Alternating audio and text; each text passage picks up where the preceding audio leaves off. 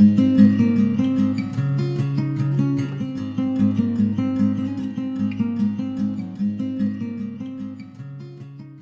Erin Lawler-Patterson, the Goodness Chick. I'm a podcaster, motivational speaker, author, counselor, and proud part of the Mental Health News Radio Network. Join me on the journey of navigating the joys and pitfalls of life, addressing mental health, addiction, raising kids, and giving back. If it takes a village, then join me as one of those villagers. Villagers wanted. I know there's still a whole lot of hesitance out there from a lot of people when it comes to CBD oil. Things that they're just, whether it's uncomfortable with, unfamiliar about. And I do encourage you to do your research. I know we have been wired as a society to kind of just jump right for medication. I do think medication can do some great things. I do believe initially in doing our research, I do think as time goes on, CBD oil is going to be more on the forefront. I think it does so many spectacular things. We haven't even learned about everything that it's capable of. And that's why I believe with all my heart with CBD Pure. I'm an affiliate with them. I've been taking it now for a while. And the more people I talk to who have kind of taken that leap, I've not met anybody that's had any regrets when it comes to it. So hop on goodnesschick.com's storefront and check out CBD Pure, my friends. And I know for a fact it's something that you will not regret. Today's episode that's been hovering over my head for the past few weeks, and something that I kind of felt like, applies to all of us. And it's the topic of holding a grudge or grudges. So if you hop, online, you look for a definition, you go old school and look in a dictionary, it's defined as persistent feeling of ill will or resentment that's resulting from a past insult or injury, right? It's something that essentially we carry around with us. And if we're honest with ourselves, all of us at some point, and it might even be in present state, have carried a grudge. I think a lot of times too, sometimes we're not even aware of that fact. And I believe when it comes to our mindset, our quality of life, it can be compromised when we take on and assume the grudge mindset. And I've come across a number of people in my life that hold grudges and don't even realize it, where it ends up, this is what happens. It kind of simmers, right? It lies underneath the surface, and then it comes out, just like anything comes out. And a lot of times in irrational ways that don't really make sense. Well, where did that come from? Well, let's dig a little bit deeper. It's coming from somewhere, right? It absolutely has an impact on our emotional health. It has an impact on how our outlook on life. And we don't always connect these things because it's like, well, it's just a grudge. They did me wrong, or this occurred, 15 years ago or 5 minutes ago. And I can tell you there's things that will happen to us in life that are absolutely grudge worthy, right? I mean, they are, where people have done us wrong. We've been hurt. But here's the deal. That person ends up winning because a grudge, right, is something that we are making the decision to hold on to, but it hurts us. It's not really hurting that other person, whether they've done us wrong or they haven't done us wrong, or we interpret that they have done something wrong against us. See, because what it's connected with is when we kind of assume a grudge, we'll just say it's an individual grudge. Somebody has hurt you and you're like, well, I've decided I'm not letting it go, man. They hurt me. It's really kind of like this. It's you are taking on extra weight every single day. The book bag analogy that I've used in the past, you have this invisible book bag in a sense, right? Doesn't weigh a whole lot when it's empty. But when you're putting things in it, like resentment, something that you harbor against another person, whether you vocalized it to them or not, it weighs on us emotionally. It can eventually weigh on us physically. It becomes an unnecessary load that weighs us down. And seriously, it's tiring. But I think very often, this is kind of why I wanted to delve in this today, it can be something that we're very unaware of, right? And it kind of simmers. And I've kind of taken some time myself to say, who do I hold a grudge against? And why am I holding that grudge? I've been absolutely guilty of that in the past. And recently, where things happen, we kind of like, it's like someone bumps into you going through the hallway and they didn't even mean it, but they bump into you and you go on defense mode, right? What was done against me? And so it's kind of taken some time to say, what am I clinging to? What am I kind of prepared to let go? And this is a quote that I really, really liked. It was anonymous. I just want to tell you, at some point, it doesn't matter who was right and who was wrong. At some point, being angry is just another bad habit, like smoking. And you keep poisoning yourself without thinking about it. And I think that is so true. It's, me, the background in mental health and working with kids so long, kind of have wired about, how toxic and detrimental smoking is with carcinogens and blah, blah, blah, blah, blah.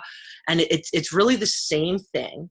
It really is that we're inhaling, we're ingesting these negatives and we're not even thinking about it. It really is poisonous. And if you think of somebody in your own life that is, whether they're cynical, or they just are unable to release things. It's heavy. They're not fun to be around. It's easy to become kind of in a habit-forming behavior of being unwilling to release this anger, being unwilling to release things that have been done against us, ills, whatever the heck it is. But here, just like I had said before, it's poison we are ingesting. So wherever you're at in life, it's taken some time to think, you're in a car right now, you're listening, you're going for a walk, you're at work, whatever the heck you're doing. Where are you? Who is it that like in your life that, man, they've done you wrong? Maybe hardcore, right? Maybe you'll never have a chance even to dialogue with them about what's been done, or maybe you have. It's really up to us, right? Sometimes that can be so hard. Am I releasing this, right? Am I releasing this? Holding a grudge, okay, doesn't make you strong. It really, essentially, it makes you bitter.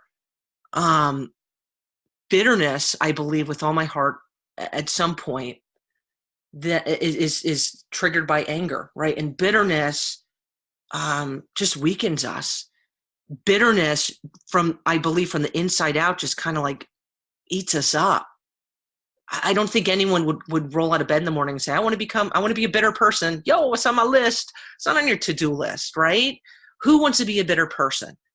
So when we hold a grudge, when we hold on, it isn't, because it's like, well, I don't want to forgive them, right? They're not going to win. I think we kind of make life sometimes, issues in our life, more about winning and losing, like it's a game, than about like what's really right and what's healthy for us, healthy for that other person, whoever the heck they are, I don't know, but really kind of focusing on us, it could be poison, dude. And it's saying, man, I know it could take, it's not always instantaneous. You've been through stuff that's just rocked your world. It's saying, I'm going to begin working on releasing myself from this grudge. I'm going to begin working on this process. Some people are fully capable of saying, you know what? This grudge is gone, baby. Boom, right? Poof, little puff of smoke going on. And for some, it takes time. I think when you're willing to work on it, pursue it, or just boom, it's there, it's gone, the grudge is gone. Awesome. You got to go at your own speed, right? But it's reminding ourselves when we forgive somebody, we're not the loser, we're not weak. Legitimately, that book bag that's full of bricks of anger and bitterness and grudge fest, right? Boom, it comes off. And when you have a 50-pound book bag that's off your back, what happens? Yo, you're walking a whole lot lighter, right? Physically, emotionally, it's a lighter load. And we take a step back and think, why do we do this to ourselves? I think if we really start thinking like that, like I'm walking around with all this extra weight, right? This poison that's kind of being just sucked in. It's not worth it. There's no winning and losing. I mean, we're losing when we make that assumption that we're just going to cling to this. It's kind of like being solid with like, you ever see Stand By Me when they're walking through, they go through the lake, they go swimming, got leeches everywhere, right? Those guys were like, get those suckers off. But it's what it's kind of doing is walking through a lake, you got some leeches on you and you just let them stay there. They're sucking a life out of you. What? I'm not doing that. All right. I remember as a kid, going swimming through the lakes and especially when, you would go under the docks, you pick up a leech or two, and that's super gross and skeeves me out to this day. But those suckers freaked me out. Why would you want to go around through life with leeches on you that are sucking life out of you? Dude, boom, rip those suckers off. And here's what happens. Because it makes us weaker when we take these on, because it's kind of like poisonous, I do think it can change us. And what happens is these things are irrational thoughts, these things we're clinging to, can come out in irrational ways, seeping into really how we treat other people, that person directly that we're upset with, and it trickles blah, blah, blah, out to other people. And it ends up we're reacting in ways we seriously would not normally towards that particular individual. It's crippling, man. It's crippling. It's crippling. And I think about different times in my life where, I've maybe had somebody confront me and say, Air, what have I done? Or I've tried to, I've confronted individuals in my life where, what have I done? Or can we just clear the air here? And the difference, there's a difference between when we're ready to kind of take ownership and acknowledge when we've been wrong, right? Or when we've wronged someone else, or when I'm holding on to something and you know what? It is affecting our relationship. You know what? I'm not seeing straight. It's kind of like, you're walking through the supermarket, right? You got a pair of sunglasses on. First, you walk with sunglasses through the grocery store. To each their own. I'm not sure why you would do that because it's not super sunny. But then it's putting Vaseline right on your sunglasses. And you're like, why would you do that? But that's what we're doing when we hold grudges, right? You can't really see. There's no full quality. There's no full visibility ahead of us. It's smeared, right? It's altered. It's been absolutely compromised because of what we're holding inside of us. I do believe there's some people seriously that enjoy clinging to grudges, and that's their own thing. I have made it a point in my life to kind of take a few steps back and try to bob and weave from those type of people. Others that are just unwilling to acknowledge that they hold grudges. And this is where I think it's really important to do the occasional checklist for ourselves. An emotional check-in and seeing, like, where are we? And how am I, in terms of where I am when it comes to forgiveness and grudges I hold and whatever the heck it is. Where am I and how and is it impacting my quality of life, my emotional health, how I treat different people in my life? Because, I absolutely would have denied this many years ago. Like, I got it. It's fine. I'm not, it's not affecting anybody. Well, that's not true. It's inaccurate. It absolutely has implications. I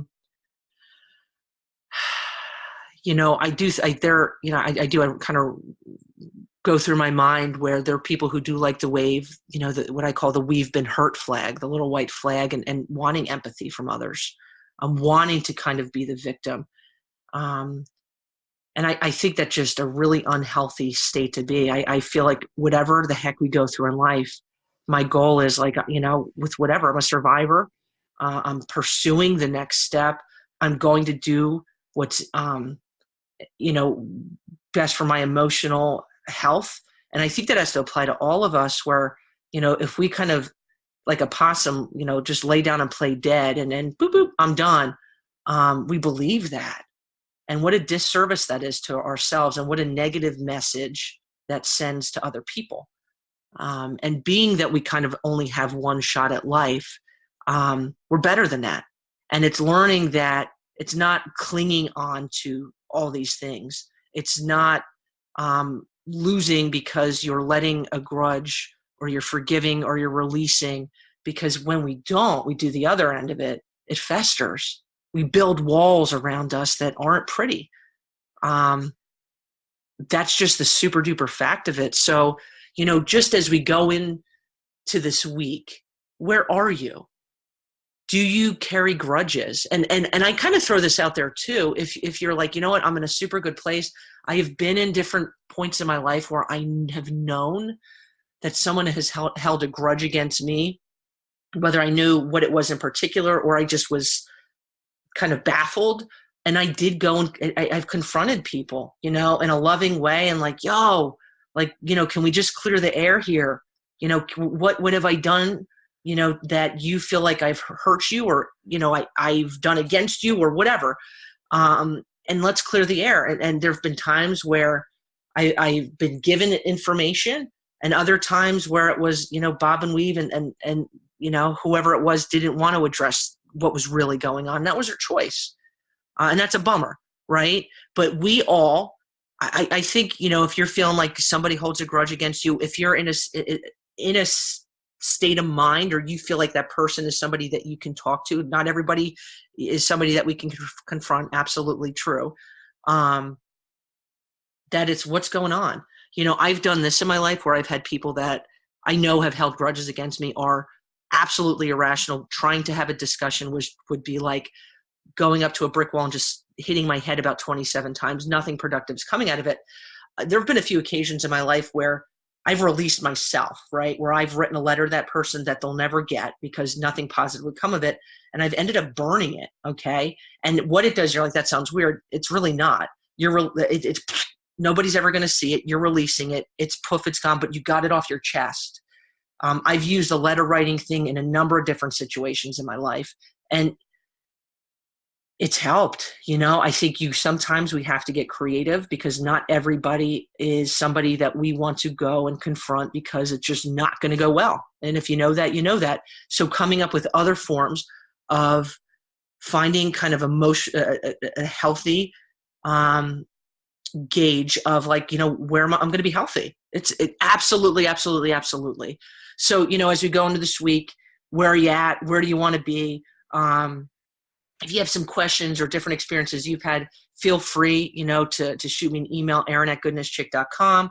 Always love hearing from you guys. Also, if you have not already, please jump on and follow me on Instagram or my Facebook page, All Goodness Chick, my friends, because even when life is not all goodness, we're pursuing that mindset and finding ways to be healthier, finding ways and wishing you an absolutely epic week filled with peace, love, and goodness.